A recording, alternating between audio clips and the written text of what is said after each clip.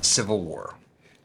Donald Trump's attempted assassination is going to cause that to be a louder part of our discourse. How do you think about that?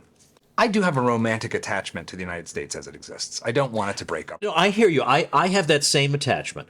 But in principle, freedom is more important to me than that attachment. If it ever came down to that, then I would have to say I have to give up one for the sake of the other.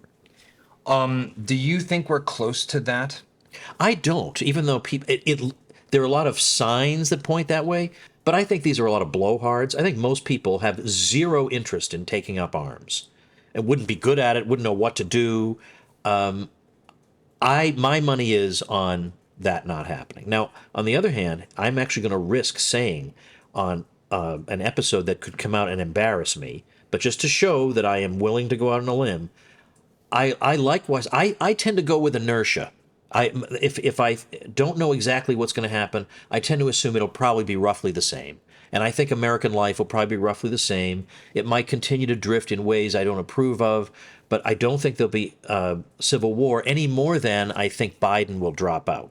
Now, I could be wrong about that, and it'll look bad, but I'll just go to show I'm a human being who makes mistakes and doesn't mind letting you know that he might make a mistake, only because I think there are insurmountable obstacles right now. This is what we face now, right? In 2024. We face someone who, I'm just going to say, most likely appears to be suffering from degenerative Parkinson's disease or something akin to it, and is not functional in a way that threatens safety and security of the nation on the global stage. But he's available from 10 to 4 if you need anything. He is. Yeah. So, he can't use Hillary Clinton's old ad against Obama. Who would you rather have? Oh, gee, remember yeah. that? Who would you rather have ready to answer the phone at 3 a.m.? Yeah. I guess, it's not in 4K, so I guess they wouldn't want to use it anyway. But that one's off the table. Yeah, that's here. And the guy who is running against him, who is a deeply flawed person, just faced an assassination attempt, a very credible one. That's where we are in America today. What if it's not inertia?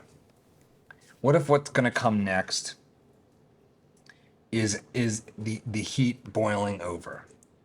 What do you think that would look like? Like, let's play fictional future for a minute. That's hard for me to do, and I'm not sure I can. It could be a case of the police can't contain violence that now is breaking out between people who are partisans of one side or the other. The police are incapable of handling it. So in that way, it could be akin to what happened in the some of the Soviet bloc states when in 1989, when enormous crowds would appear, and either the police would either side with the protesters, or they just were completely outnumbered. There was nothing they could do. They were completely outnumbered. But that had a nice peaceful ending. But what if they're completely outnumbered, and that just means that we just keep going at each other until somebody raises a white flag? I mean, I don't want to live in that. The thing I don't understand about this, and especially the extent to which some people almost fetishize it, is that, yes, there's been political sorting. Texas and Florida have gotten more red, California and New York have gotten more blue, but we still all live together with each other. What does an American Civil War in the 21st century even mean if it's along political lines? How would you go about doing that? Do all the right wingers flood the zone to Texas, and it's sort of like, but this is why I think it's India implausible. and Pakistan's formation, which was pretty darn bloody and awful, in which populations just shift. I don't see how the mechanics of it play out. That's one of the reasons I think it's implausible. But the main reason is that we tend to hear the loudest voices. And I think there are a lot of voices out there who say, okay, look, I don't like Trump either, but for heaven's sake, I like Trump more than I like shooting my neighbor in the head.